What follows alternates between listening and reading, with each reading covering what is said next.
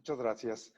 Pues muy buenas noches a todos. Les agradezco pues el estar aquí con nosotros en este grupo de mi oficina, que ha sido un gran aliento para todos los filatelistas a nivel mundial y que nos dan la oportunidad pues de seguir adelante con la cuestión de la filatelia. En especial quiero agradecer a Henry Márquez y a Alfonso Molina por haber organizado este evento desde el mes de marzo y pues con presentaciones ininterrumpidas a diario a las 8 de la noche nos reunimos todos aquí. También un agradecimiento en especial a la Federación Interamericana de Filatelia y a la Federación Internacional de Filatelia, que nos ha dado un reconocimiento especial. Muchas gracias. Bien, la plática de hoy, si ustedes me permiten, va a ser sobre la emisión postal de México, que se hizo en los años de 1899 y una consecutiva de 1903, conocida como Águilas Porfirianas. Esta serie cierra el siglo XIX y da los inicios del siglo XX para poder seguir adelante en las emisiones postales. ¿Qué es lo que vamos a ver el día de hoy? Vamos a ver los antecedentes del porfiriato, el entorno histórico, social y político que se vivía en aquel entonces, finales del siglo XIX, principios del siglo XX. Como segundo tema, la compañía que imprimió las estampillas específicamente es la Bradbury Wilkinson and Company Limited. Como tercer tema veremos qué antecedentes postales tiene esta emisión, algunos decretos y avisos de la nueva serie postal. En cuarto tema, el diseño de las estampillas, la emisión de las estampillas como tal, las tarifas postales aplicables y las clases de servicio postal, y finalmente los usos postales que se le dan, y al cierre con agradecimientos y bibliografía de este estudio que estamos presentando. El porfiriato empieza pues con el general José de la Cruz Porfirio Díaz Mora.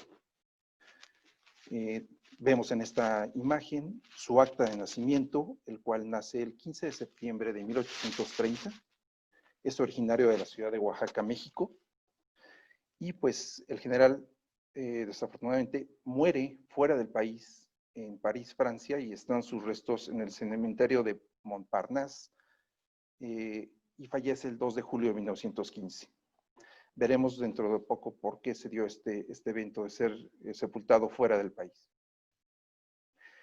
Porfirio Díaz, en su juventud, pues vivió eventos muy difíciles para lo que es México. Prácticamente se perdió la mitad del territorio nacional. Como ustedes pueden observar en el mapa que tenemos aquí ejemplificado, perdió prácticamente en 1836 todo lo que es Texas. Después viene la guerra con Francia en 1838, la guerra de los pasteles, y para 1846 y 1847 una guerra directa con Estados Unidos, pierde pues, prácticamente todos los territorios al norte del país. Y pues la frontera que hoy en día delimita México con Estados Unidos es la que permanece hasta nuestros días. Para hacer una cronología de qué fue México desde la mitad del siglo XIX y principios del siglo XX, quise empezar con 1854 y 56, en donde Díaz se enlista en el ejército.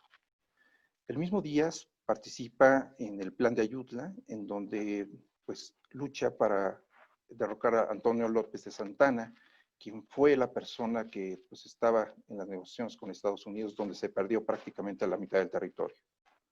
Otro evento importante es la 1856, donde se da la emisión de la primera estampilla postal en México. En 1857 se emite una nueva constitución, la segunda constitución, la primera fue en 1824, y pues también se dan eventos importantes como una guerra de reforma entre liberales y conservadores.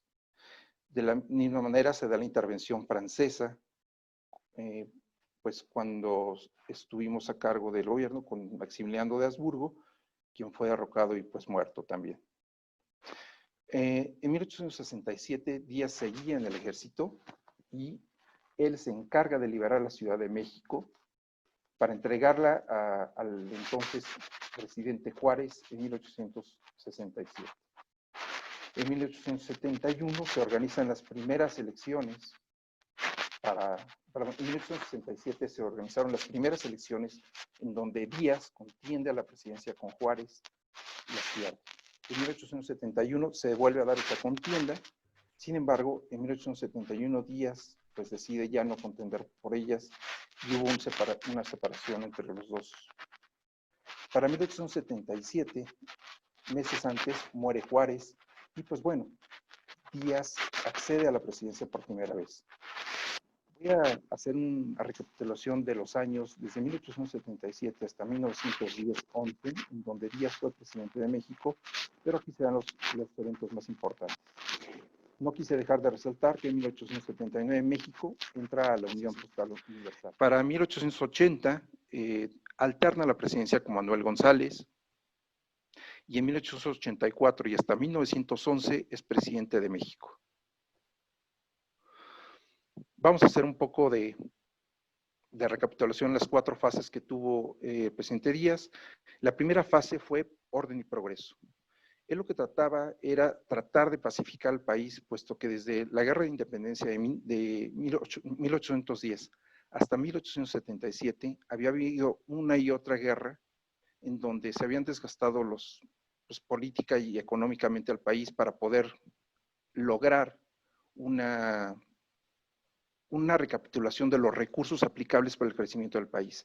Entonces, su lema fue una paz forzada, en donde diseña y proyecta al país y centraliza en la política y el poder todos los recursos para la formación de instituciones.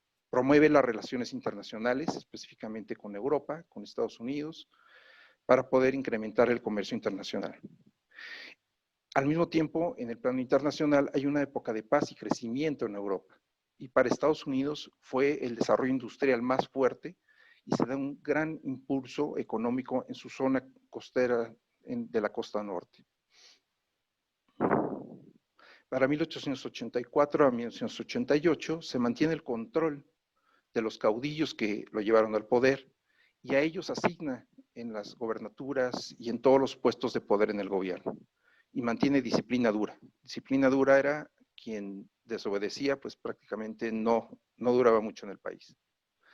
Crece aún más los ferrocarriles y bancos, inicia la minería industrial y la agricultura de exportación, permite una tolerancia a la religión, cosa que no se había logrado pues conciliar en la población y eso le dio una gran popularidad. Y a este periodo se le llama la paz orgánica. Para 1887 modifica la Constitución para su reelección, cosa que sucede hasta 1910. El siguiente periodo fue el auge porfirista.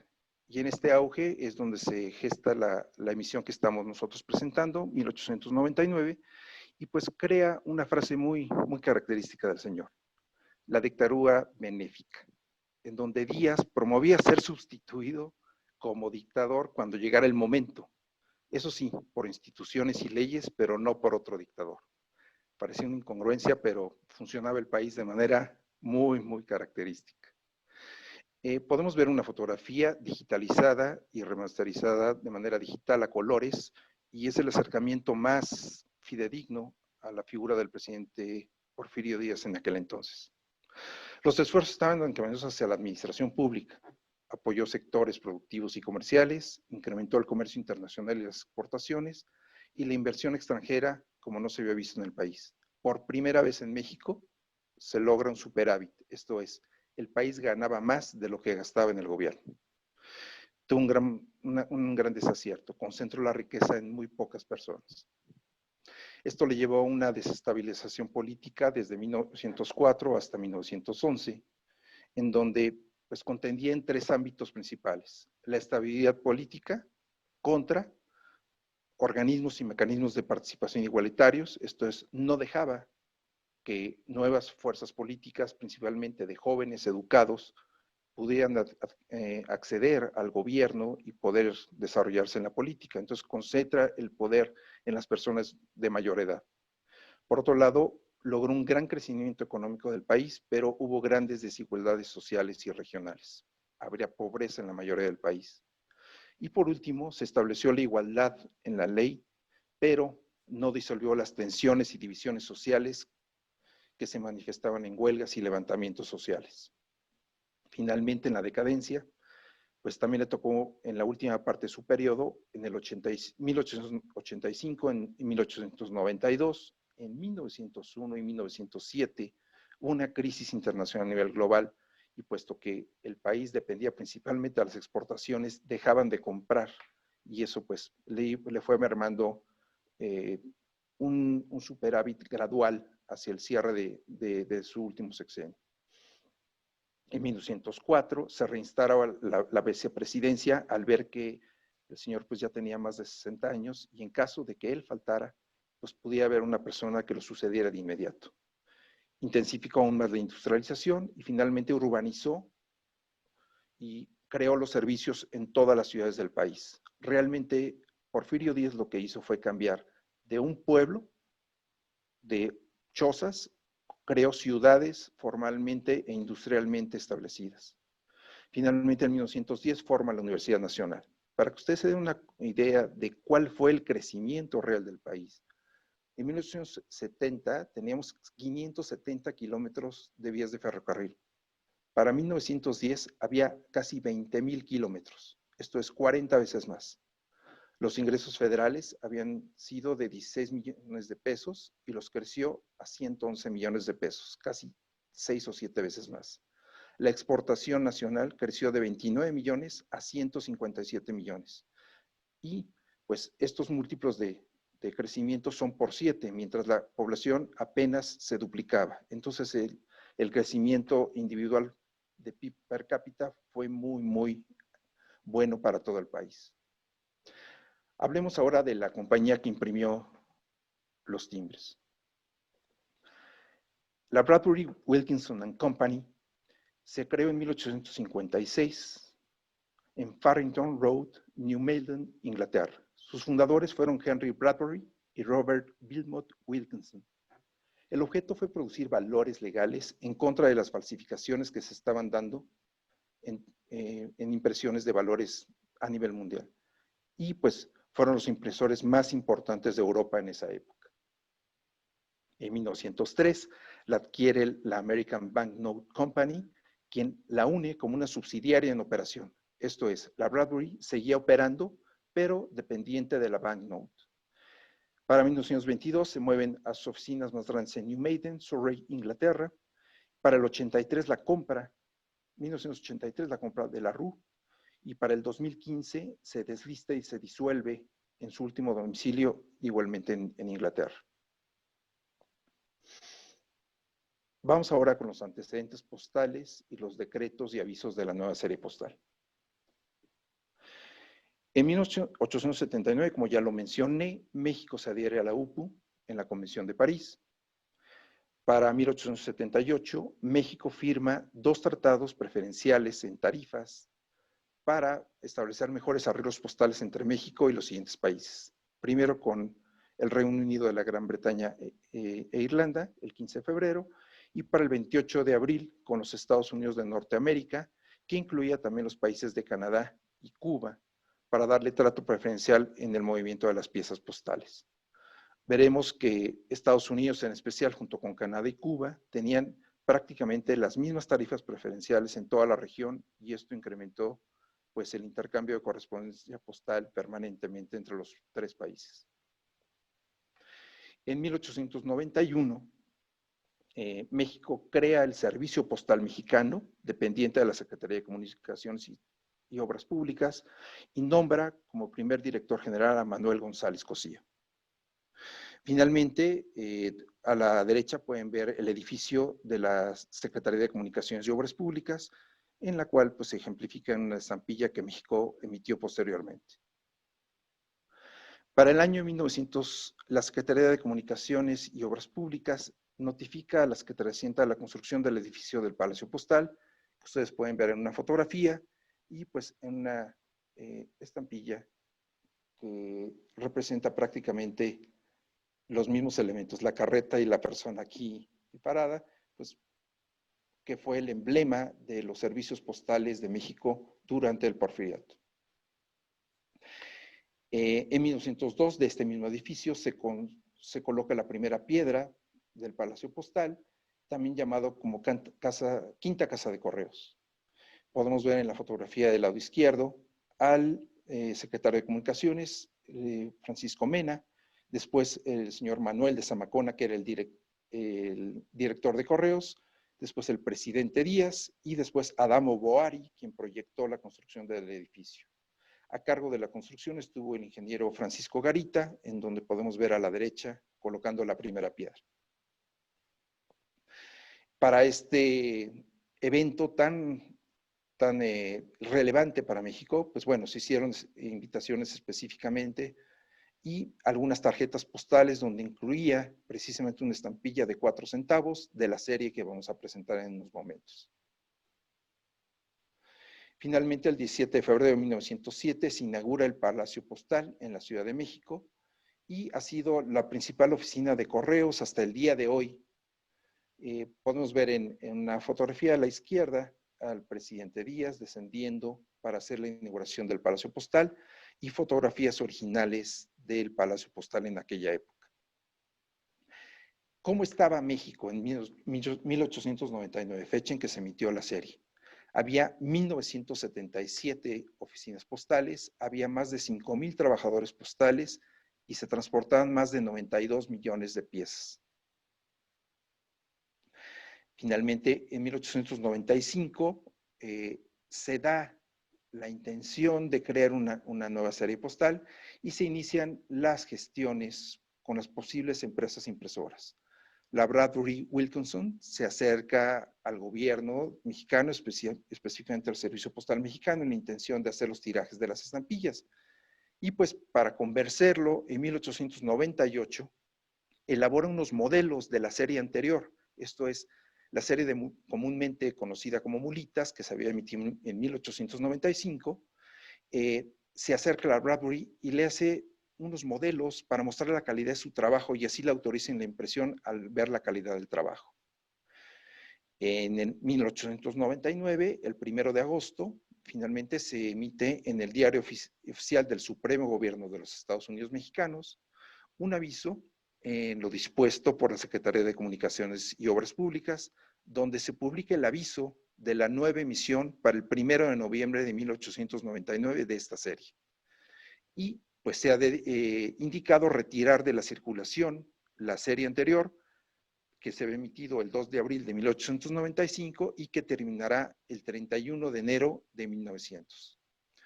Podemos ver una copia facsímil del diario oficial en el cual se emitió esta indicación de manera oficial el martes 1 de agosto de 1899, dependiente de la Secretaría de Comunicaciones y Obras Públicas, y pues marcado en rojo la fecha específica de la emisión de la próxima serie. De igual manera, todas las personas que tuvieran valores en circulación o valores de la anterior serie, pues tenían la oportunidad de hacer el canje de la serie anterior directamente en las ventanillas postales para que les cambiaran las nuevas estampillas a partir de la fecha de emisión. Como resumen, el 1 de noviembre de 1899 se pone en circulación la nueva serie de estampillas referidas en la presentación. En 1903 hubo una adecuación que pone en circulación una reimpresión con viñetas muy similares, pero con cambios de color adecuándose a los patrones de la UPU y solamente cambió un solo valor facial que veremos posteriormente. No se cambiaron todos los valores, solo algunos de ellos tuvieron cambios. Para las emisiones de 1899 y 1903 no se tienen fechas de desmonetización o fechas de terminación de circulación postal. No se han encontrado información hasta el momento para su uso postal. Estas nuevas estampillas se utilizaron aún después de la emisión de 1910, que se emitió para conmemorar el centenario de la independencia, y se siguieron utilizando en combinación de otras series posteriormente, tanto en estampillas postales como en enteros. Algunos de estos timbres se sobrecargaron con marcas de la Revolución Mexicana, pero son objeto de otro estudio, como ya hemos mencionado en este foro, pues manipuladas principalmente por un señor Hinojosa al frente de Correos. ¿Cómo se origina el diseño de las estampillas? Como ya habíamos visto, la fundación de la Ciudad de México se da pues en 1325 y como bien David Brown nos había comentado previamente, se da mediante una señal de un águila posada en un nopal devorando una serpiente. Eso fue la indicación de los pueblos nómadas que estaban llegando al Valle de México y pues bueno, vieron ese símbolo a la mitad del lago de la Ciudad de México, que era el lago de Texcoco. Aquí podemos ver una representación de un cuadro de José María Velasco del Valle de México de 1880 que ejemplifica de manera muy fidedigna de la manera como veían en aquel entonces, posiblemente hasta en 1325, todo el Valle de México para poder fundar la ciudad. Como referencia a esta información, pues tenemos a los códices Mendoza y Durán. Agradezco a Manuel Arango por la copia de este fragmento de del mapa y tabla geográfica dedicado a Agustín de Ahumada y Villalón, en donde, pues, desde 1757, esa tradición de representar a México de un águila posada en un nopal, pero aquí, pues, bueno, no está comiendo una serpiente, pero tiene en esencia la misma figura o la misma viñeta que se utilizaría posteriormente para representar a México en su escudo nacional. El porfiriato siempre se caracterizó por ser una sociedad de tradiciones y por símbolos de identificación nacional, por educar y resaltar los valores patrios. El presidente Díaz específicamente eligió el águila del escudo nacional para ser el centro de la viñeta de las estampillas de los valores faciales más bajos. Podemos ver una representación de la bandera en aquel entonces y, bueno, un espécimen que posteriormente veremos a mayor detalle de la emisión del timbre de 10 centavos específicamente.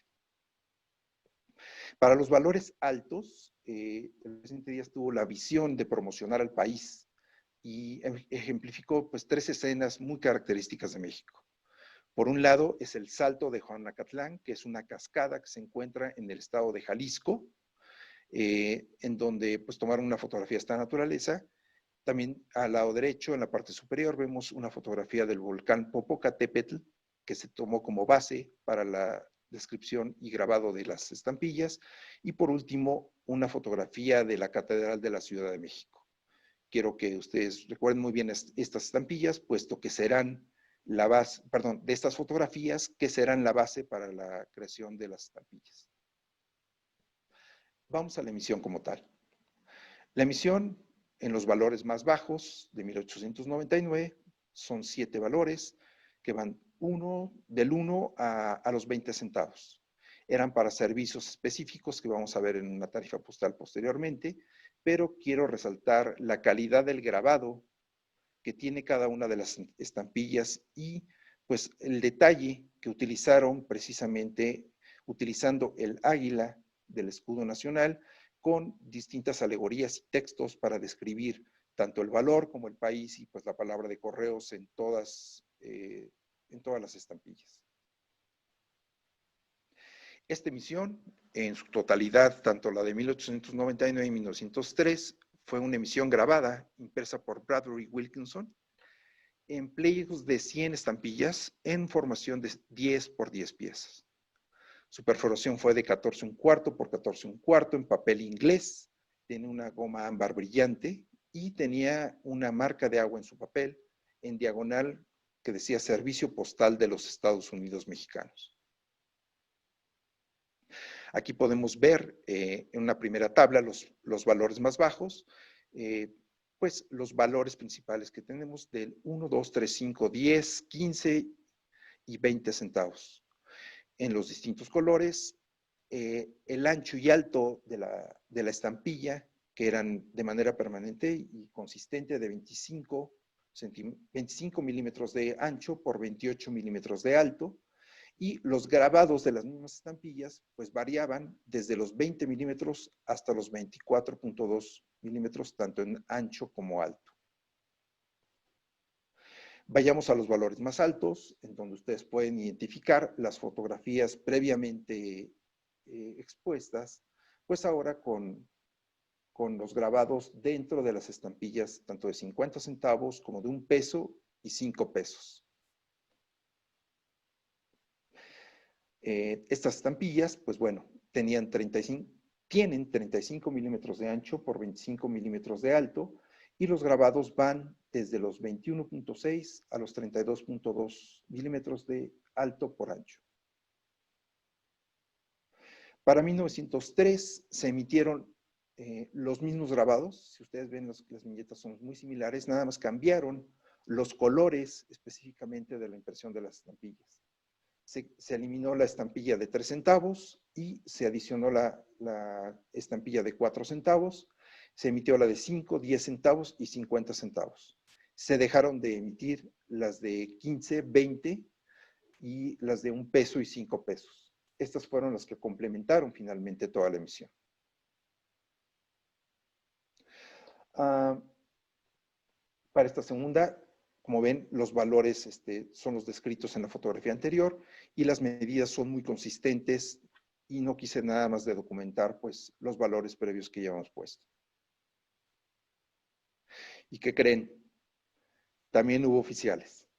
Tenemos los mismos valores con la sobremarca oficial, con el mismo papel y con la misma perforación.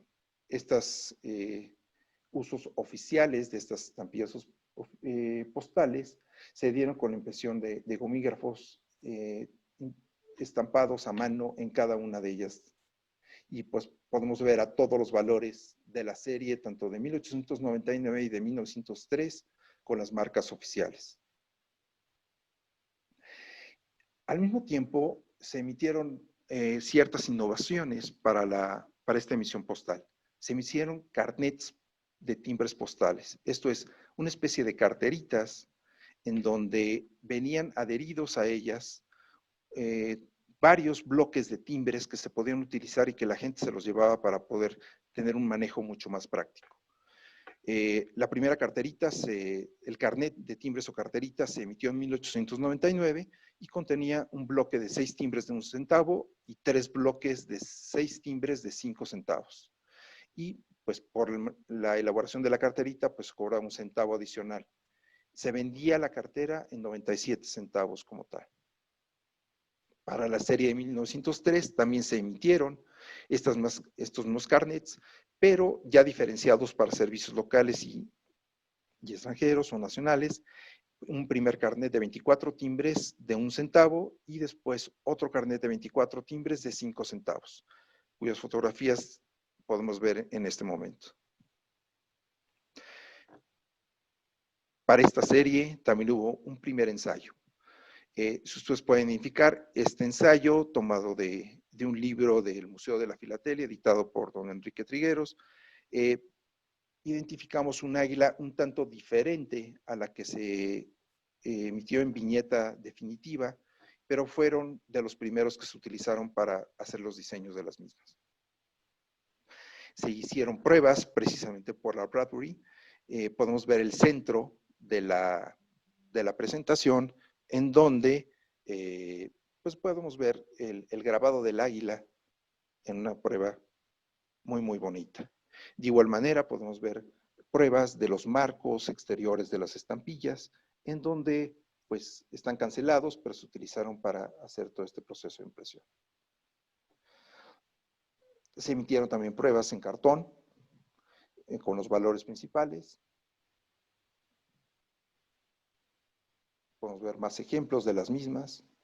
En sí, todos los valores se hacían pruebas. Algunas vienen pues con la indicación de la oficina impresora y otras pues se pueden encontrar en cartones independientes.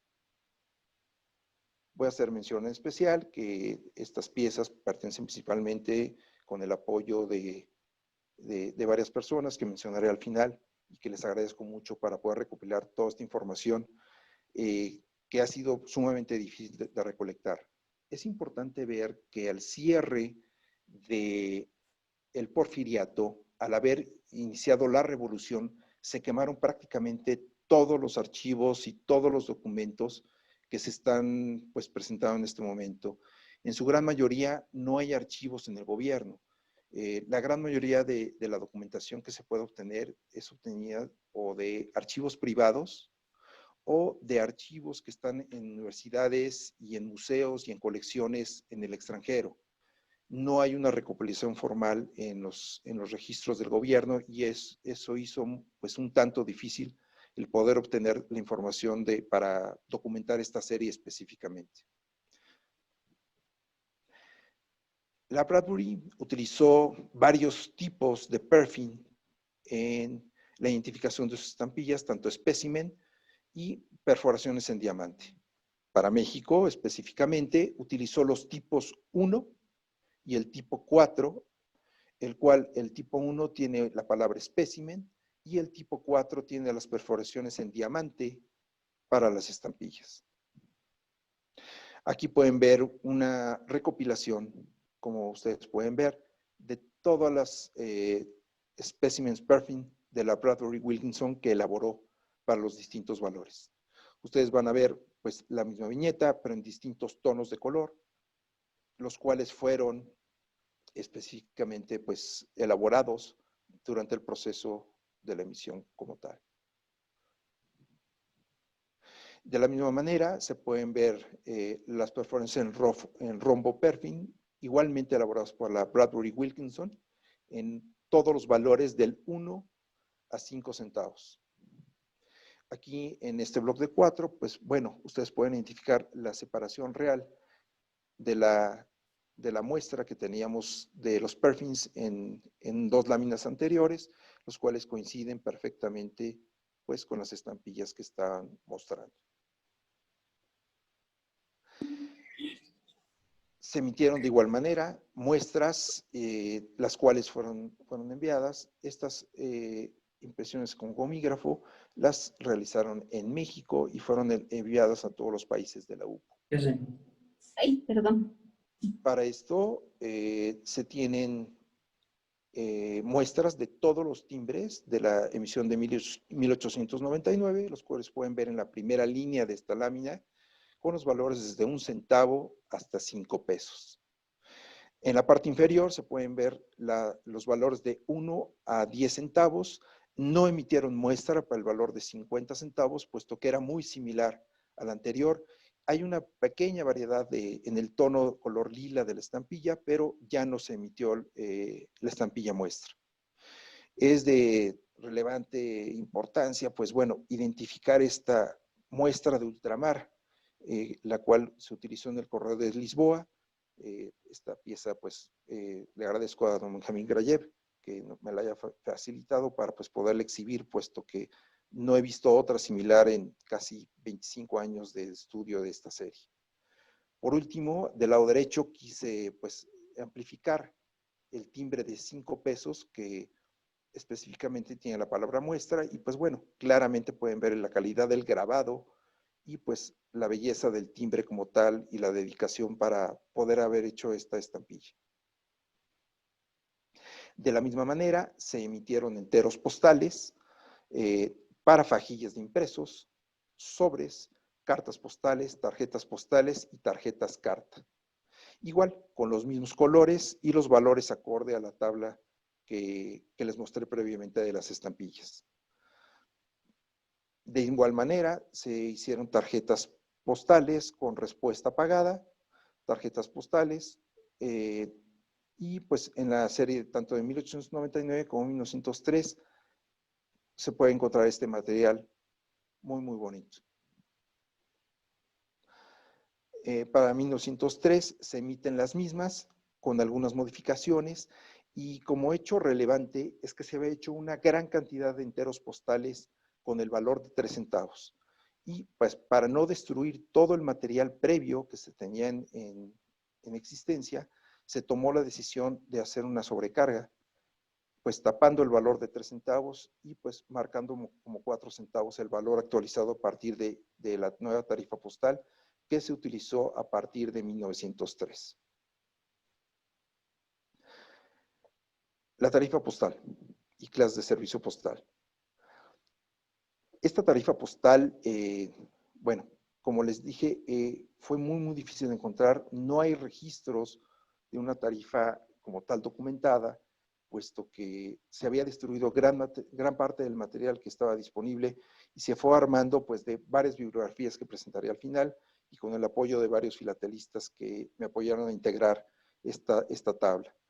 El documento original que utilicé, le agradezco a Omar Rodríguez y a Jaime Benavides por el apoyo en la formación de esta tabla, porque fue realmente titánico para poder definir tanto los valores en gramaje como los incrementos y el tipo de servicio que se utilizaba específicamente. Para la primera columna podemos ver los valores faciales desde 1 centavo hasta 50 centavos y los últimos dos de 1 peso y 5 pesos, marcados con una X, aquellos valores que correspondieron a la primera emisión de 1899, como podemos ver el de 4 centavos nos incluye aquí, y para las siguientes columnas para la emisión de 1903, los cuales igual repiten desde 1 centavo hasta 50 centavos, específicamente para los valores que se han mostrado previamente. Había una diferenciación para darle trato preferencial a la tarifa que se utilizaba tanto en Estados Unidos como en México. Prácticamente Estados Unidos, Canadá y México tenían la misma tarifa postal. Por ejemplo, el transporte de impresos en urbano, así lo define, la terminología que estoy utilizando es como se definió en la bibliografía que se encontraba legalmente encontrada para documentar este estudio, y se utilizaba la misma tarifa tanto para servicio urbano, que eran ciudades, interior es interior del país, y para Estados Unidos, Cuba y Canadá. El primer brinco de peso eran 100 gramos, y pues a este centavo, por cada 100 gramos incremental, se le suma 1 centavo. De la misma manera, trabaja toda la tabla, se ve el valor base, el tipo de servicio que muestra para poder dar el servicio postal y finalmente el incremento que va. Y pues bueno, podemos ver muestras, documentos comerciales, impresos, cartas, tarjetas postales, pero pues bueno, en las distintas distancias del servicio que se puede prestar. Obviamente va desde lo más cercano hasta lo más lejano, desde el nivel nacional o local y hasta los países de la UP. Había 5 clases de servicio postal. La primera clase eran cartas, tarjetas postales, la segunda eran publicaciones periódicas a granel, la tercera eran circulares e impresos, cuarta eran muestras comerciales sin valor y finalmente paquetes de gran volumen. Me tomé la libertad de poner algunos ejemplos en canceladores, en donde en algunos de ellos, no en todos, podían identificarse el tipo o clase de servicio postal que podíamos tener. Aquí tenemos primera clase, segunda, tercera, aquí cuarta. No he podido identificar perfectamente estos canceladores, pero muy difícil de encontrar. Hay otros canceladores que no son de barril, como comúnmente se le llaman este tipo de canceladores, son canceladores circulares, en donde pueden identificar el tipo de clase de servicio que se tiene. De misma manera, tenemos barriles con cancelación muda, en donde no identifican el tipo de servicio. ¿Qué usos postales teníamos en 1899? Vamos a desglosar la tabla que teníamos originalmente con los usos en ejemplos prácticos que pudimos identificar para esta serie. Para el valor de 1 centavo que identificaba para impresos específicamente, para muestras comerciales y para documentos comerciales, podemos identificar aquí algunos documentos. Este es el frente y reverso de una tarjeta comercial. Este es un uso comercial que se le da con sobre abierto para poder identificar, y la misma tarifa también se utilizaba para fajillas de impresos, en este caso en un uso local de la Ciudad de México, en su sucursal B, a la misma Ciudad de México en Coyoacán. De la misma manera, se utilizaba esta tarifa para tarjetas postales. Y aquí lo importante es ver que la misma compañía de ferrocarril que estaba enlazada con el Servicio Postal Mexicano utilizaba la misma papelería con algunas sobreimpresiones en los mismos enteros para poder dar los servicios, ¿sí? En este caso, está notificando al Departamento General de Carga, pues información específicamente que se marca para ser reportada dentro del servicio interno. También podemos ver tarjetas postales con respuesta pagada y pues esta se componía de dos partes en donde este es un ejemplo del envío y al lado derecho tenemos una respuesta pagada con específicamente desprendida en donde se ve su circulación específica. Para el siguiente valor de 2 centavos, pues estos ya tienen un alcance hacia los países de la UPU. Y pues bueno, aquí podemos ver dos ejemplos. En el primer ejemplo vemos una pieza transportada hacia Austria, originada desde la Ciudad de México. Y del lado derecho vemos el uso en cartas en un entero postal, precisamente originado en la Ciudad de México, que iba a la misma ciudad, en un apartado postal. Vemos también el uso de tarjetas postales, en donde tenían usos de manera particular, pero también se seguían utilizando dentro de la correspondencia para usos en ferrocarriles. A Héctor Dilalia le agradezco pues el antecedente de algunos usos precisamente de ferrocarriles, en donde pues me dio una idea mucho más precisa para poder identificar las rutas que, bueno, hay más de 60 compañías ferrocarrileras que estaban distribuidas a lo largo del territorio nacional durante todo el Porfiriato, que fueron desarrollándose precisamente en distintos ramales para poder dar el servicio. En algunos casos, esos ramales tenían un carro contador o un car accountant, en donde específicamente manejaban toda la correspondencia en el tramo de la ruta que estaban manejando. En este caso podemos ver un ejemplo desde la ciudad de Zacatecas a la ciudad de Chihuahua, dentro del país. También podemos identificar pues la tarifa preferencial que se utilizaba hacia Estados Unidos. En la parte superior de izquierda podemos ver una carta dirigida hacia Filadelfia, muy característica. Esta serie se identificó por no tener casi errores en su circulación o en la elaboración de las estampillas. Es muy raro ver estampillas descentradas, como vemos en este caso la perforación de este timbre específicamente. Lo quise poner como ejemplo porque errores pocos, pero sí se dieron algunos. Del lado derecho podemos ver de igual manera usos con respuesta y respuesta pagada dentro del territorio nacional, en este caso desde Zitácuaro hacia México y desde la Ciudad de México hacia Puebla.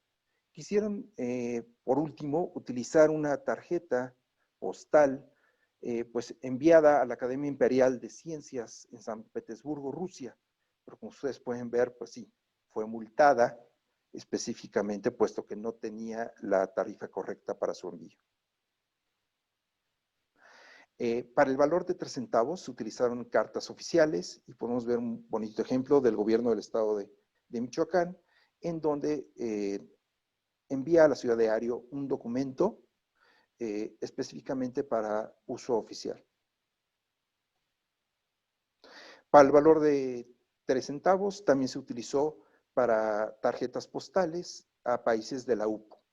Del lado izquierdo podemos ver un envío específicamente hacia New South Wales, en Sydney específicamente, y del lado derecho vemos una pieza muy bonita enviada hacia Buenos Aires y en la parte inferior a Alemania. Para el valor de 5 centavos, que era específicamente para cartas a nivel nacional, podemos ver una bonita carta de Zacatecas y pues bueno, resaltar la tipografía o la letra que se utilizaba en las cartas, que realmente era dibujar la letra. Esto es una de las cosas que me llama mucho de la emisión de 1899-1903, puesto que se utilizó una escritura dibujada, más que una escritura formal, ¿no? Vemos también del lado derecho un documento, una carta enteropostal, pero en asociación con la Express o el Fargo, que eran encaminadores específicamente, y pues bueno, en conjunto y con un contrato formal con el Correo Mexicano, pudieron utilizar la papelería postal haciendo una impresión de su logotipo para el servicio que estaban brindando, específicamente en acuerdo con el Servicio Postal Mexicano. Vemos también que la misma tarifa que se utilizaba para México se utilizaba para los Estados Unidos. Vemos dos ejemplos, uno de la ciudad de Tampico hasta Nueva York específicamente, y en el lado derecho vemos una carta, pues sí, que iba por paquebot, iba por el vapor Don Juan, pues específicamente hacia San Francisco, California. De igual manera, quise presentar un ejemplo de fuera de valija, que es un concepto que ejemplificaron en una de las pláticas previas para poder identificar aquellas cartas que estaban fuera del saco principal de su transporte, que está originado en Isla del Carmen, que es un origen de administración postal sumamente escaso y raro en México. Del lado derecho podemos ver también una carta con un paquebot, igual que se fue por el vapor Curaçao. Sin embargo, va a San Francisco, pero en este caso, por peso de la carta, pues sí utilizaron la tarifa original de 5 centavos, más el siguiente escalón de tarifa, que fue de 5 centavos más. Podemos ver otra carta también muy característica, en donde dice vía chica, con una manita. Aquí dice por vapor a San Francisco. Especificar que la vía chica era vía chica en tiempo, porque tenía que viajar hasta el puerto, y una vez saliendo del puerto, pues iba hacia el destino en Estados Unidos. Aquí importante ver que el lacre no identifica como registrado. Usualmente las cartas registradas iban con un lacre de la oficina postal de origen, pero este lacre más bien es de tipo personalizado, que lo puso la persona que emitió la pieza postal. De igual manera, podemos ver otro ejemplo de una tarjeta carta en entero postal que viajó desde Sonora, salió por el puerto de Guaymas y finalmente llegó a Nueva York. Vámonos al valor de 10 centavos. Este se utilizó principalmente en cartas, específicamente en países de la UPU. Podemos ver un bonito ejemplo hacia Jamaica. Y pues también la misma tarifa de la Unión Postal Universal en una pieza originada desde la Ciudad de México hacia Suiza. De igual manera se utilizaron enteros postales, como ya les había explicado previamente, en donde la Wells Fargo daba la oportunidad de presentar esta papelería postal o enteros postales para poder ser utilizada en su servicio para los usos nacionales. Y de la misma manera, pues bueno, no podía faltar, todo pasa por Lima y por Perú. Quise poner este ejemplo de esta carta emitida desde Veracruz hacia la ciudad de Lima. Para el valor de 15 centavos fue diseñado para portes de 5 centavos más 10 centavos, del registrado. Podemos ver aquí específicamente un 5 centavos que corresponde a la tarifa hacia Estados Unidos más los 10 centavos del registrado para la pieza como tal. Podemos ejemplificar en la pieza del lado derecho cómo cada oficina postal tenía su cancelador en lacre al reverso, en donde pues viene la palabra correos y pues venía la sección de certificación e identificación para la oficina de origen y hacia el destino de lo que estamos manejando. Es el mismo porte, como ustedes pueden ver, tanto Estados Unidos como a nivel nacional. En la carta del lado derecho vemos que se origina en la Ciudad de México, Distrito Federal, y va hacia la ciudad de Puebla. Para la estampilla de 20 centavos, quise poner dos ejemplos muy característicos. La primera, en un envío hacia un país de la UPU, en el cual tenemos 10 centavos de tarifa de porte, más los otros 10 centavos de registrado. En este caso, va a la ciudad, va hacia Francia. Y en el lado derecho, un ejemplo muy característico. Si el porte hacia Estados Unidos son 5 centavos, teníamos otros 10 centavos para el registro, pero 5 centavos para el servicio adicional de acuse de recibo. Aquí podemos ver otro ejemplo muy característico en donde son 10 centavos de porte más 10 centavos de registrado. Esta pieza postal en especial se originó en la Ciudad de México y pues fue enviada hacia Londres originalmente. Es un instituto, el Instituto Carlisle. Sin embargo, no se encontraba la persona. Después de varios tránsitos de haber estado en Londres, se manda hacia Oxford específicamente y la pieza pues es entregada después de 7 tránsitos específicamente, 7 cancelaciones. Para el valor de 50 centavos, usualmente no se encuentra en cartas. Se encuentra o en sobres muy grandes o en paquetes que iban envolviendo la mercancía o en embalajes o en piezas de mucho volumen. Desafortunadamente, cuando llegaban esas piezas transportadas, rompían el empaque y pues obviamente rompían también todas las estampillas y todo lo que envolvía lo que se estaba transportando. En este caso, vemos una pieza que fue enviada hacia Ernesto Madero y hermanos en Parras, en Parras, Coahuila, en donde se utilizó 12 portes de 5 centavos, más 10 centavos de registrado, más 5 centavos del acuse de recibo, y pues eran unas marcas de molinos registradas ante la Secretaría de Fomento y Colonización, Industria y Comercio de México. Vemos un detalle más específico de las estampillas y vemos el registrado 64 que se puede identificar tanto al frente como al reverso de la pieza. Como les comentaba, los usos postales para las estampillas de 1 peso y 5 pesos es sumamente difíciles encontrarlas en carta. He visto muy pocas, algunas en las colecciones de Enrique Trigueros, de Omar Rodríguez específicamente, pero no hay casi ninguna pieza de esto. Lo que sí pude encontrar son fragmentos que eran utilizados específicamente adheridos hacia los paquetes de segunda clase. Como pueden ver, en este caso el cancelador es circular, pero sí se puede identificar en cada uno de ellos que todos son de segunda clase. Imagínense un paquete para transportar 50 pesos. Vemos un bonito bloque de 10 piezas del lado derecho y era pues un dineral en aquel entonces. Muy, muy pesado, pero afortunadamente se han podido pues rescatar estos fragmentos para poder identificar el uso postal que tenía. De igual manera, en esta estampilla amplificada del lado izquierdo de 1 peso, se pueden ver también que son de segunda clase, pero pues desafortunadamente no se tiene el empaque original o el embalaje original de todo el paquete. Vámonos hacia los usos postales de 1903.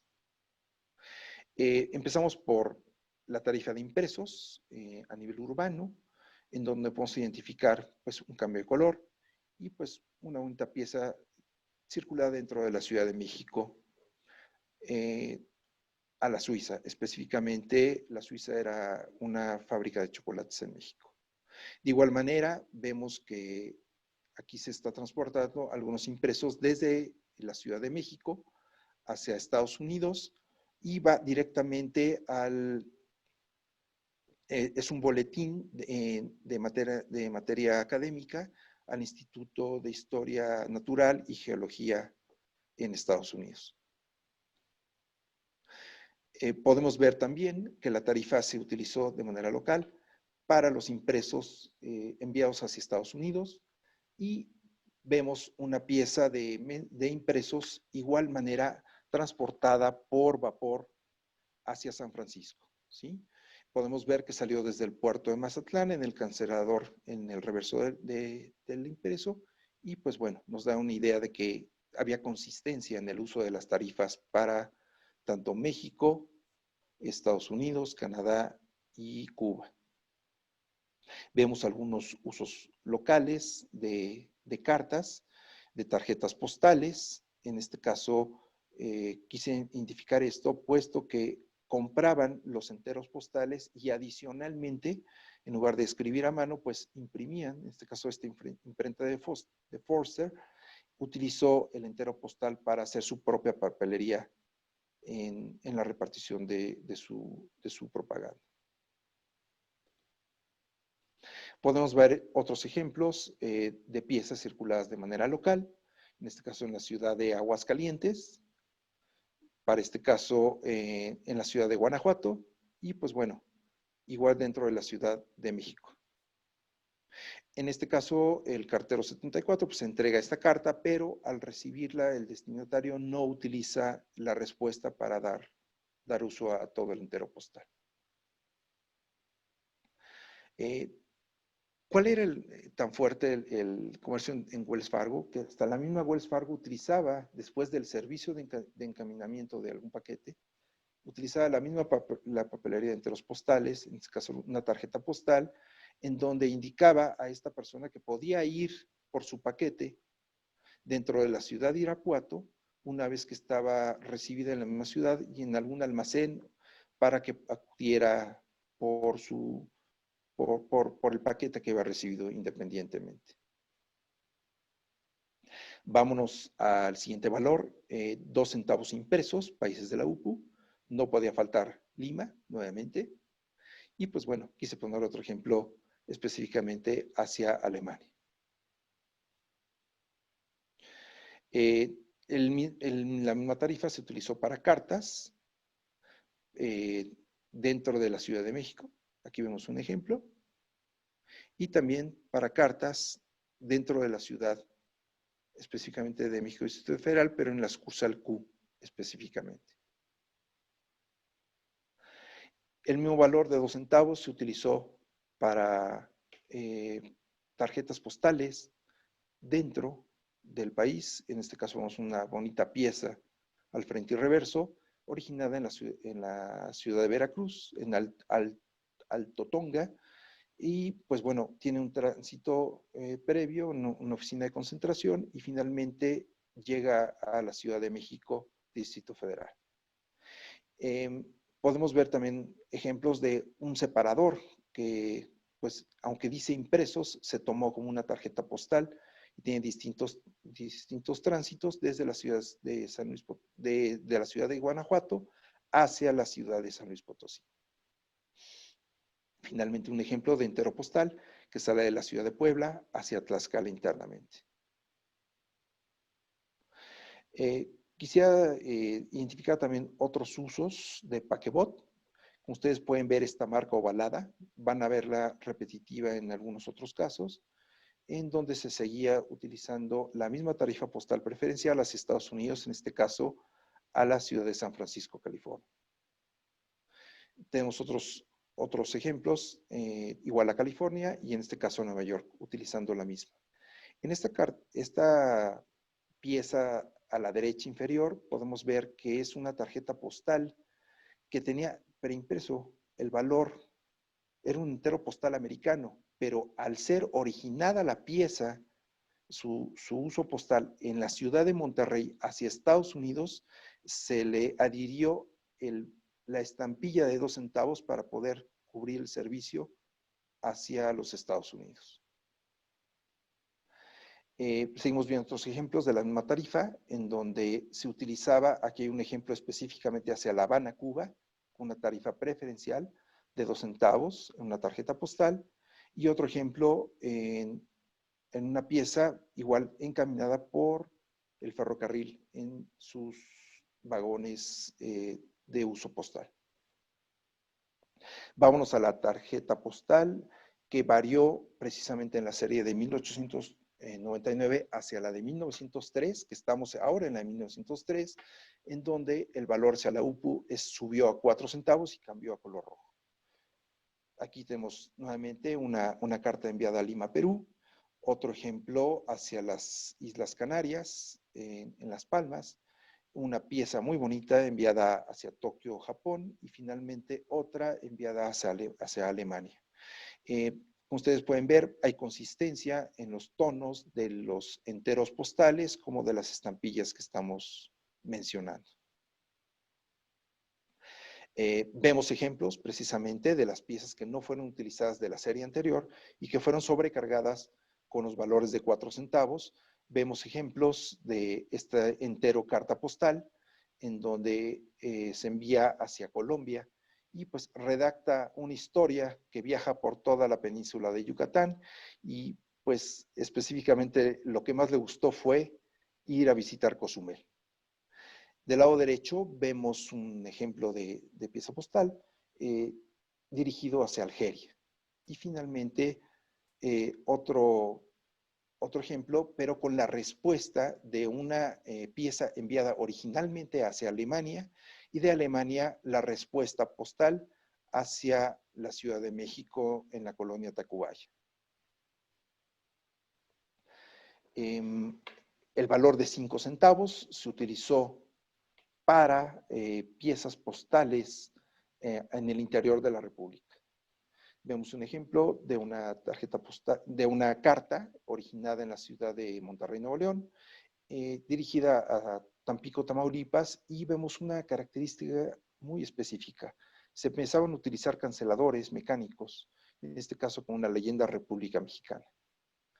De 1903 en adelante, el Servicio Postal Mexicano intentó mecanizar todos sus procesos postales y lograr una modernidad porque, como ustedes recordarán, manejaba ya más de 90 millones de piezas e incrementalmente fue subiendo 2-3% año con año y se incrementaba el servicio. Vemos otros ejemplos en la indicia igual de 5 centavos, tanto para un sobre entero postal y otro sobre entero postal en donde viene un indicio de una leyenda en donde si no ha sido entregada a los 5 días o 10 días, se devuelva a un remitente específico. Aquí no está lleno, pero hay las dos variedades de este entero postal. De igual manera quise poner del lado izquierdo en la parte inferior una leyenda de la empresa grabadora donde se puede identificar Bradbury Wilkinson and Company en Farrington Road, London. Todas las piezas de sobres traen este grabado en la solapa inferior, en la solapa interior de todos los sobres. Como ustedes pueden ver, el mismo valor de 5 centavos para cartas a nivel nacional se sigue utilizando para Estados Unidos. Al parecer esta era la ruta más común por este vapor, City of Sydney, y pues el cancelador ovalado que podemos identificar. De la misma manera, en la costa del Golfo de México, vemos una pieza originada en México y dirigida hacia Nueva York con un cancelador de paquebot.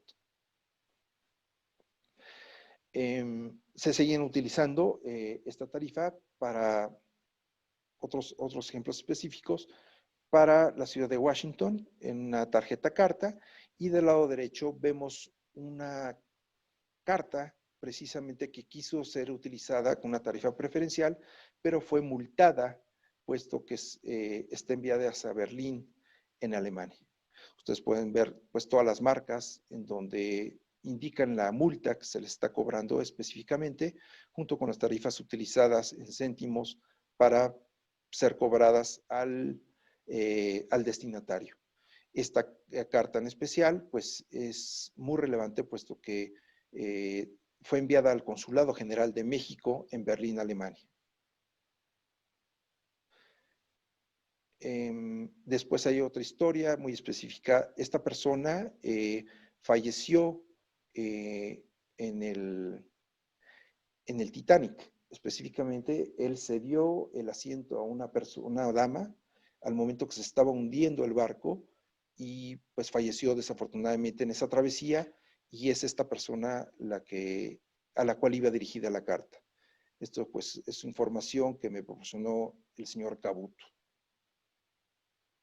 Vamos al siguiente valor, 10 centavos carta, en donde es una pieza enviada a países de la UPU, una bonita carta enviada a Milano en papel tejido y pues con una tipografía muy, muy bonita. Vemos otro ejemplo también enviado a Francia, específicamente con la misma tarifa, pero con la indicia de 10 centavos más la leyenda de entrega a los X días de servicio.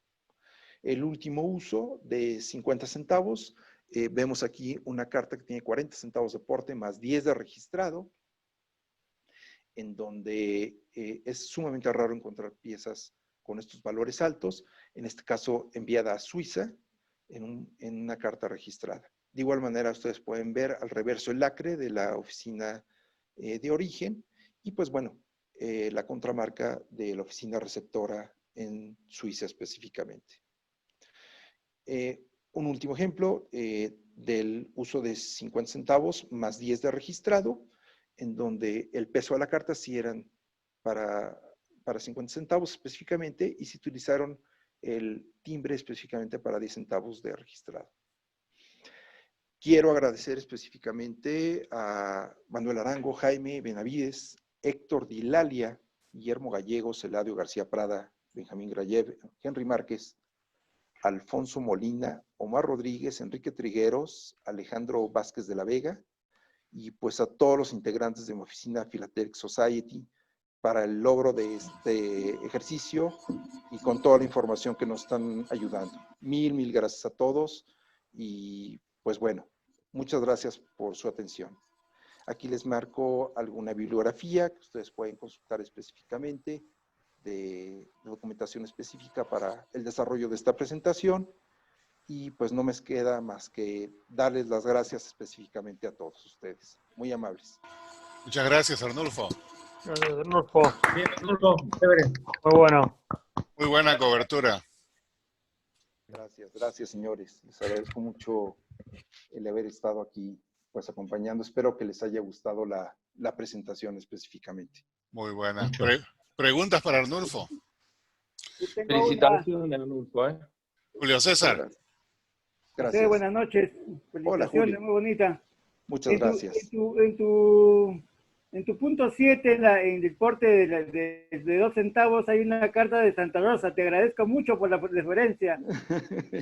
También eso, no lo mencioné, pero por algo iba ahí, Julio. Por sí. algo la pusiste, ¿no? Así es, la pasé, pero pensé en ti específicamente, precisamente. Sí la vi, muy bonita. No, hombre, gracias, Julio. Igualmente tienes una dirigida a Federico Villarreal, que era un científico peruano y él era uno de los emprendedores del idioma esperanto. Y me pregunto si esa carta está escrita en esperanto, porque hay cantidad de cartas que le enviaban a él en ese idioma. Ah, ya veo. A ver, déjenme identificarla. Es una de color azul. Creo. Sí, déjenme nada más. Hay dos Villarreal, el otro me imagino que debe ser pariente, pero Federico Villarreal en específico, él era promotor del esperanto. Entre sus muchas otras actividades, ¿no? Hay una universidad que tiene su nombre. Perfecto. A ver, déjenme ver si es esta específicamente. Esta, Ernesto Villarreal. No, ese no, hay otro, Federico. Federico, el anterior.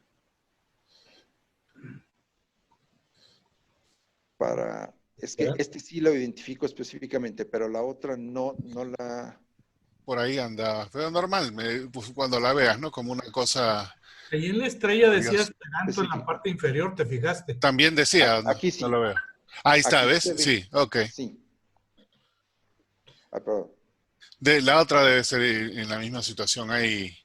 Sí, seguramente. Es una cosa interesante. Otra pregunta que yo tengo. Mencionas de que, bueno, la calidad es obviamente muy, muy buena. Bien logradas estampillas, casi no hay errores. Y de los tres valores más altos, me imagino que no hay centros invertidos. Pero ¿qué tal si el centro está ligeramente desplazado? ¿Algo de eso existe o ni siquiera eso?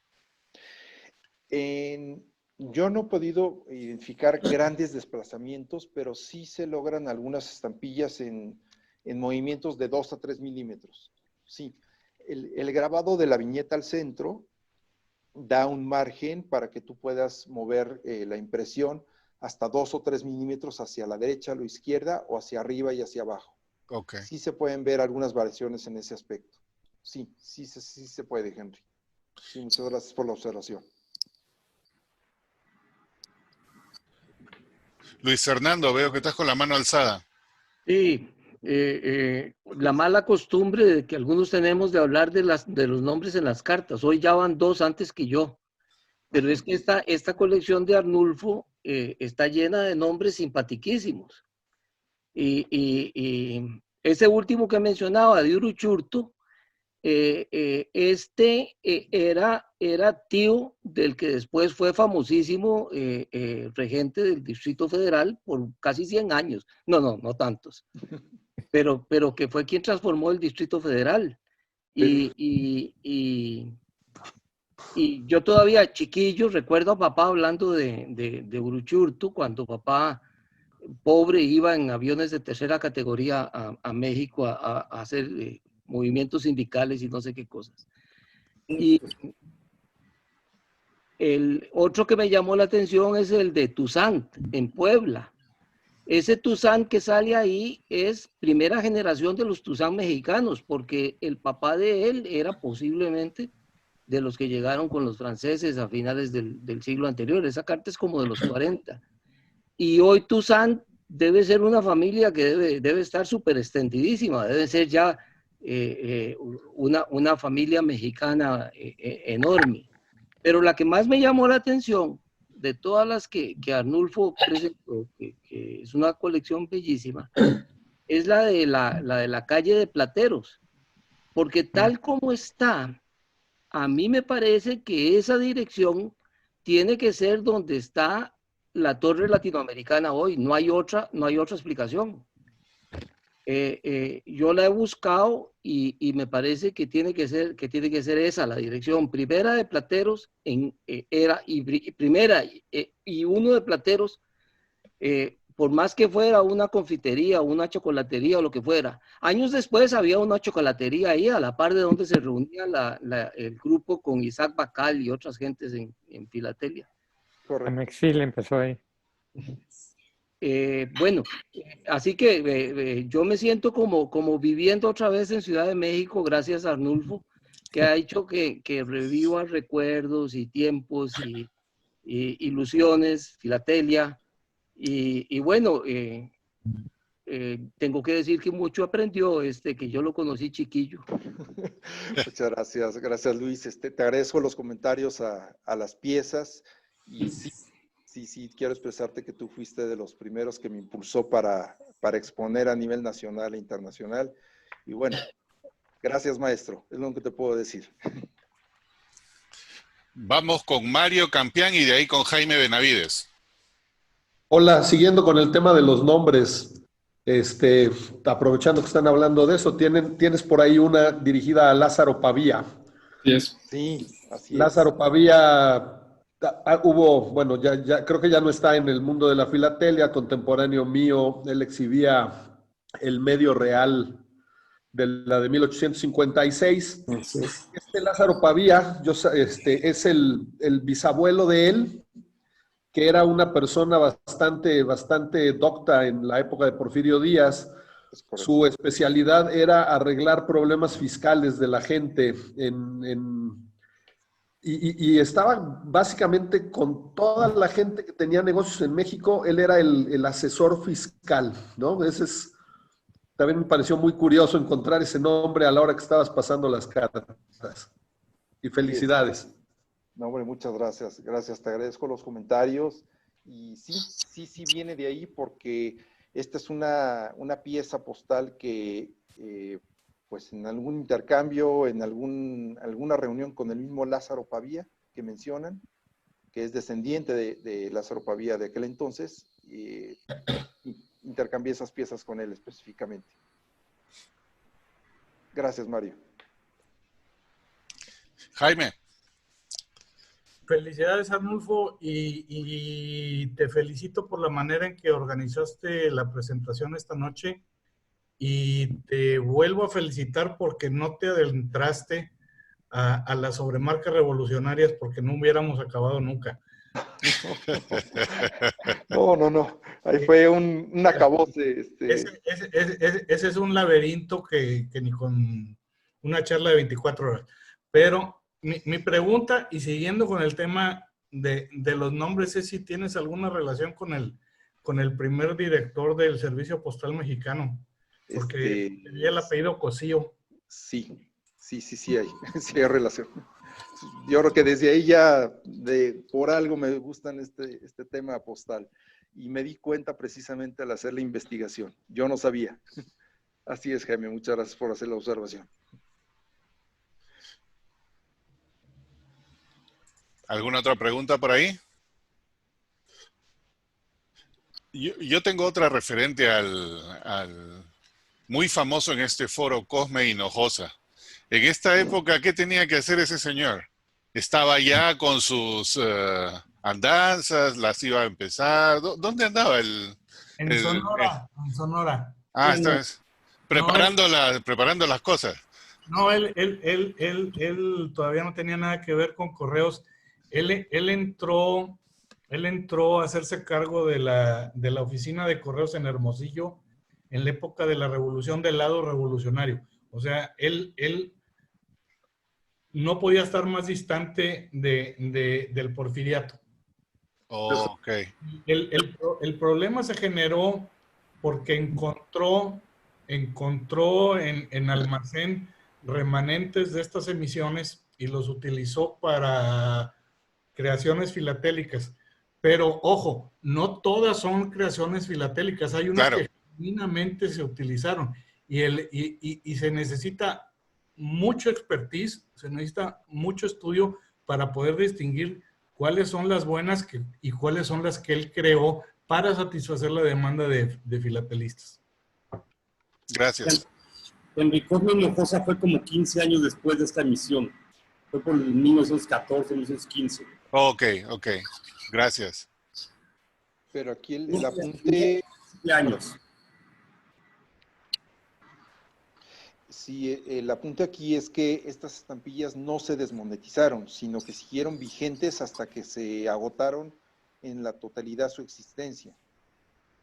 Se siguieron utilizando puesto que estaban en el almacén, pues tenían un valor, estaban bien elaboradas y pues las utilizaban como base para ir poniendo los gomígrafos y las sobremarcas según iba cambiando el gobierno a lo largo de toda la revolución. Y una lástima, porque es una de las emisiones más bellas de la filatelia mexicana. Es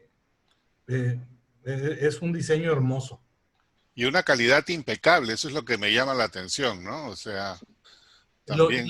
Y lo que más te extraña es que Bradbury le ganó el concurso al American Banknote,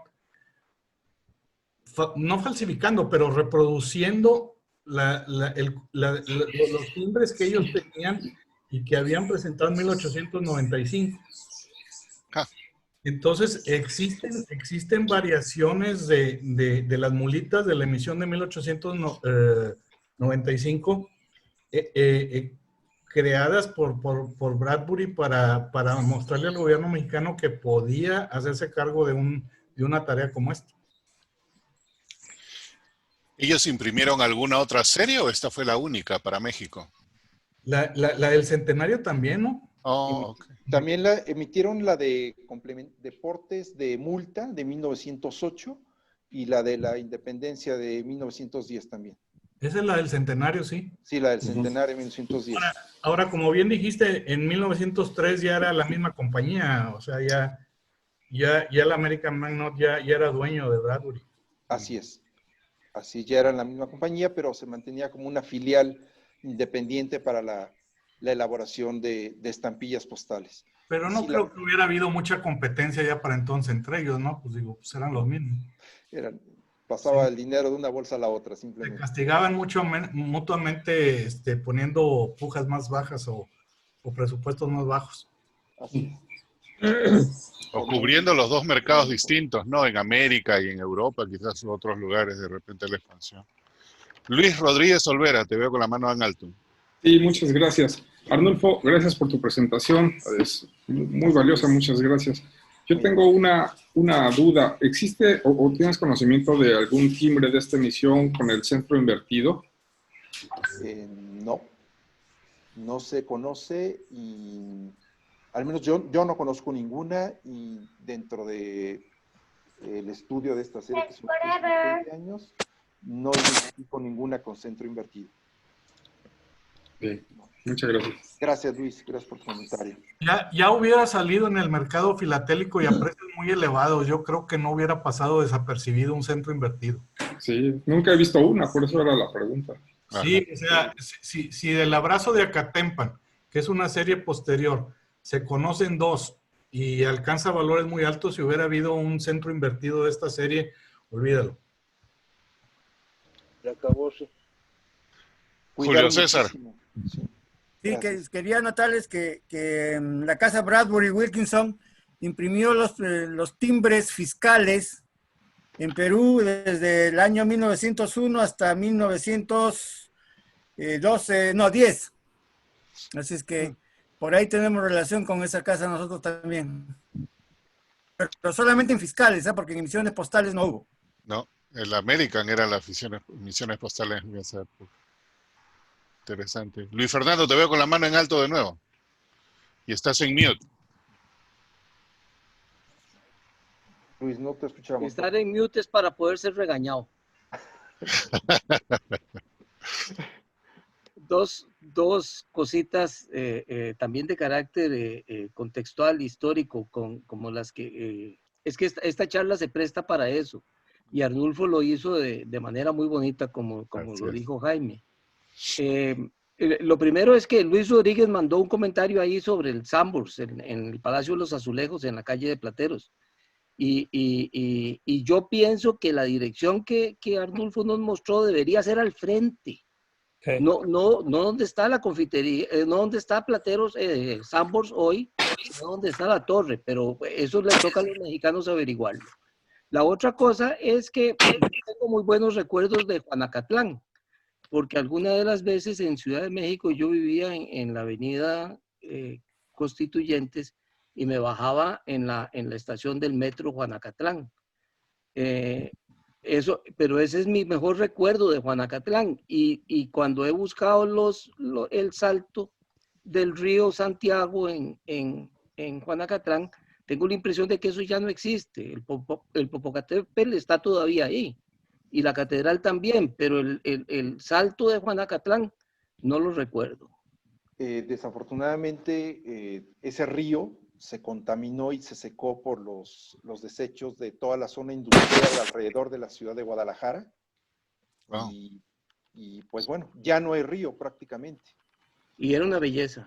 No, el río sigue existiendo, nada más está contaminado. ¿Está contaminado? Está totalmente contaminado, y también como observación fue el primer lugar de la primera hidroeléctrica que hubo en México.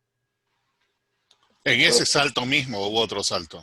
Competía con las cataratas del Niágara en su época, por eso se hizo un timbre. Y existe todavía, nada más está totalmente contaminado. Vas tú, puedes ir, es un paseo, pero pues son nubes de espuma, de jabón. Wow.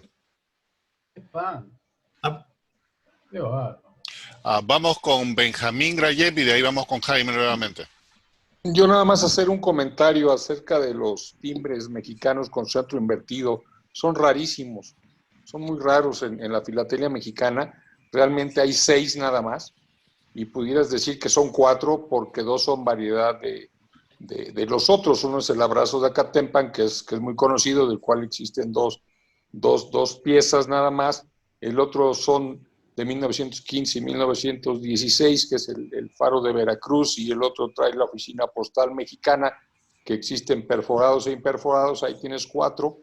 Y el último es de un provisional de Sinaloa. Son los únicos con centro invertido que yo conozco, o que se conocen hasta ahorita en la filatelia mexicana. No sé si alguien conozca algún otro. para complementar la información que Luis nos estaba preguntando, pues sí, es la documentación que hace consistente. Gracias, Benjamín. Jaime. Sí, yo aprovechando que está aquí Enrique presente, este es el libro que acaba de publicar el Museo de la Filatelia de Oaxaca.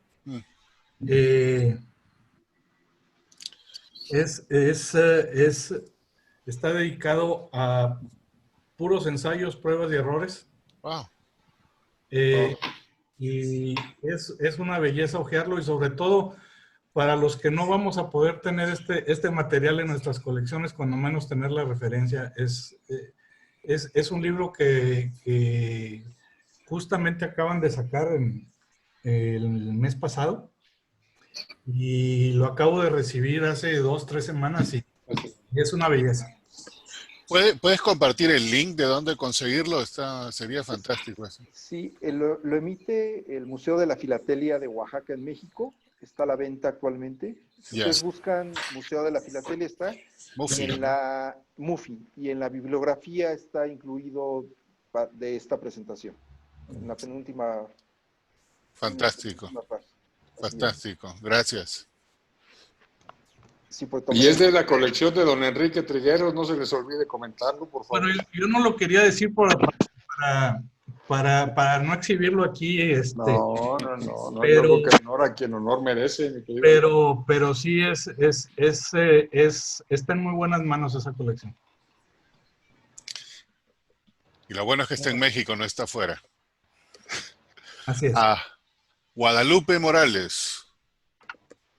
Gracias, Arnulfo. Y voy a aprovechar que está ahí Pels. De todos los enteros postales que tú tienes en tu colección y que conoces que existen, ¿de todo hay pruebas? Te pregunto porque Pels también conoce mucho. Sí, mira, para ese caso, yo lo que recomiendo, sí hay en su gran mayoría de todos las piezas de enteros postales. Para ese caso, yo recomiendo consultar este libro emitido por el señor Ferrer. Es el 3er tomo de los enteros postales de México, y precisamente fue la documentación de origen, en donde viene documentado precisamente la gran mayoría de las muestras que pudiéramos obtener de enteros postales en México. Prácticamente sí hay de todo. ¿Hay otro catálogo de enteros postales mexicanos o es el único? Porque ese es bien reciente, ¿no? Este fue emitido en el 2010 por el señor Arturo Ferrer Zavala. Sí. Y es el catálogo de enteros postales de México, que igual viene en la bibliografía. Y hay otro previo que emitió MEPSI en los Estados Unidos, pero viene un tanto desactualizado. Yo recomendaría mejor... Ya está la segunda edición. Qué bien. Ya está la segunda edición. ¿Esa cuándo salió, Jaime? Perdón. ¿Te refieres al libro de Mike Roberts de Revenues? No, este es sobre enteros postales, nada más. Perdóname, es que estaba distraído buscando el link de Mufi. Pensé que estabas refiriéndote al otro libro. No, el de enteros postales sí acaba de sacar uno, se llama... Ese es el que tiene Luis, sí. Ese es 2017. Ese es el que yo me venía a la mente. Sí. Ese es el United Postal Stationery Society. ¿Pero quién es el autor de ese? ¿Wayne Menuz o quién? Porque él también colecciona México. Es 2017 la edición. Sí.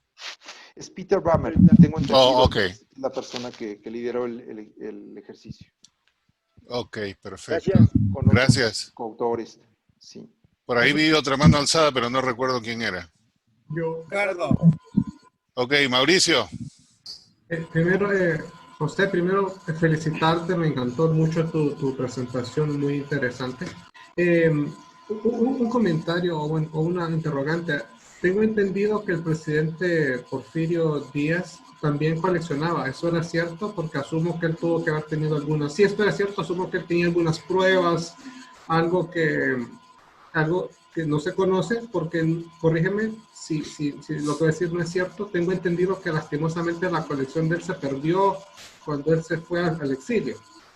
Sí, precisamente ese tema, como bien tú dices, Mauricio, gracias, lo estábamos comentando con Ernesto López hace un par de semanas, en donde, pues bueno, comentábamos que la colección de Porfirio Díaz se quemó al encontrar todo lo que estaba referido con Porfirio Díaz, igual se fue la colección y se incineró. Prácticamente gran parte de los archivos que tenían que ver algo relacionado con el general Porfirio Díaz en México se destruyó. Y se destruyó para borrar todo lo anterior y volver a iniciar algo nuevo, pero pues desafortunadamente destruyeron muchos aportes documentales en México. Y bueno, lo que se puede encontrar se encontraba en colecciones privadas o en edificios no gubernamentales, que fue lo que permaneció con vida en toda la documentación. Así es. Gracias por el comentario, Mauricio. Y ya, por cierto, ya vi el fondo de tu pantalla, muy acorde al presidente Porfirio Díaz con las estampillas. Muy amable. Yo creo que Mauricio nos indica cada noche su pasión escondida, que es ser escenógrafo de teatro, porque cambia la escenografía a diario. Bien merecido por eso, nos da un ambiente adicional para las charlas. Así es, gracias. ¿Alguna nota o comentario adicional? Felicidades. Sí, muchas gracias. Arnulfo, muy simpática tu presentación, te agradecemos nuevamente. Muy amables. Muy buenos destinos de todos esos sobres que mostraste. Muchas gracias. Muy bueno. El día de mañana...